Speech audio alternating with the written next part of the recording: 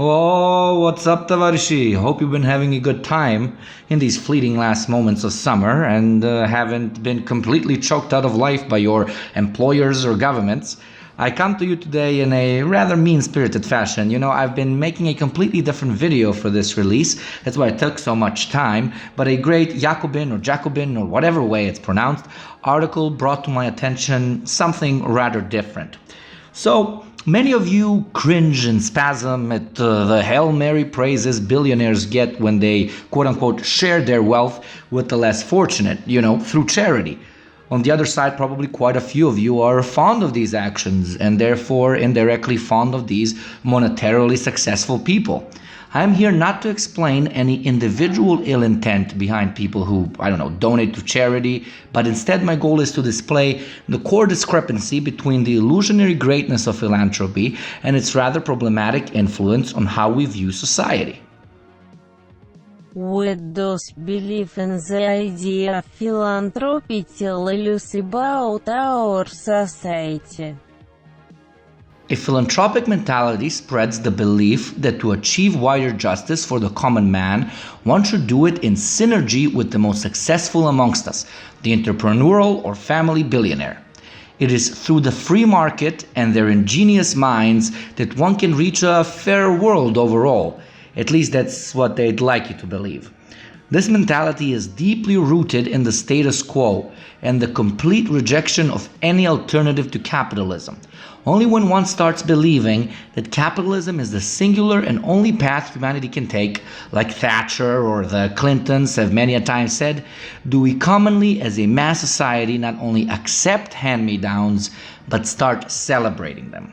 If the status quo is kept, then the philanthropic bourgeois manage to distance themselves from their own class, which does not participate in sharing their expendable income.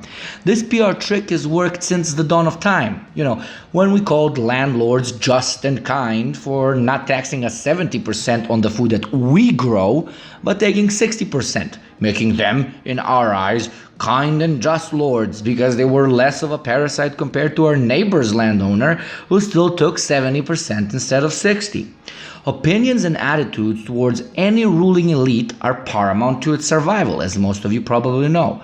Revolutions are no longer crushed, now they're simply prevented from happening. Philanthropy is inherently arguing that the astounding rates of suffering around the world are not a byproduct of capitalism, but are rather a show of inefficiency of those local people which live in poverty. And therefore, charity seems to put forward the notion that the only way those can be helped is through an injection of capital. Philanthropy argues that the poor are there because of their own actions, and that only their betters are the ones who can save them. This viewpoint completely undermines the profound influence the richest have over the poorest, and moves attention over to how the poor should be grateful to the rich, and not vice versa. How philanthropy must persuade economic movement. Philanthropy is oxymoronical. It's an attempt to minimize the amount of suffering going on around the world without addressing the key sources of this suffering. Not only is it misguided in its intent, but it's also statistically faulty. The world economy might be very globalized at this point, but it's also polarized, meaning that economic powerhouses survive on the basis of positive trade and consumption increase with developing nations. Companies which profit from mass sales cannot expand to markets which cannot afford their product. For example, how is Apple supposed to sell iPhones in a struggling country like, Sierra Leone? What they do instead is increase the local life standard just enough so that their consumption capability is at a satisfactory rate for conglomerates in first world countries. Of course, while at the same time minimizing their actual growth towards economic independence, because who wants that? I'm going to quote a great article by Dr. Leah Hunt Hendricks, which you can find in the description.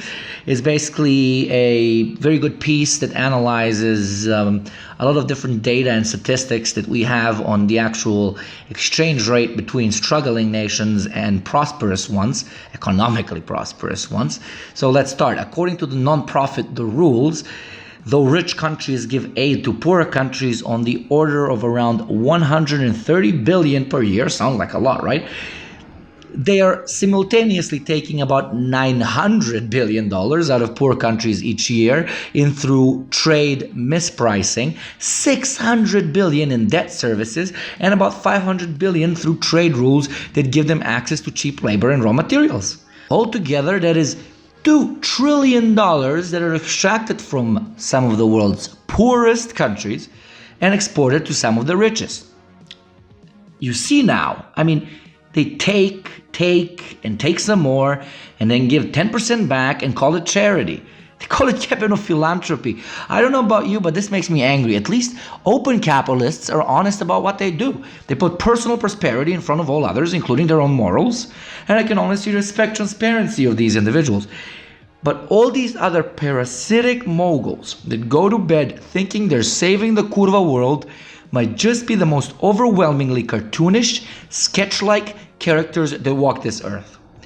Finally, let's end this short video in a rather neutral, semi-philosophical note. The choice to give up one's own material possession in order to help someone else is always to be commendable. I'm not arguing this. But keyword there being giving their own material possessions.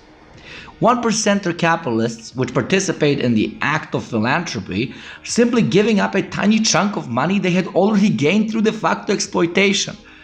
Robin Hood steals from the rich and gives to the poor. Cool chap, but philanthropists steal from the poor, skim away the good part, and give back the scraps. Thank you for making it through this entire video if you did. If you enjoyed what you saw, heard in this short video, please like and subscribe. If you didn't, use your favorite Slavic curse word at me in the comment section. I want you to have a beautiful day, and remember, I fucking love you. Bye.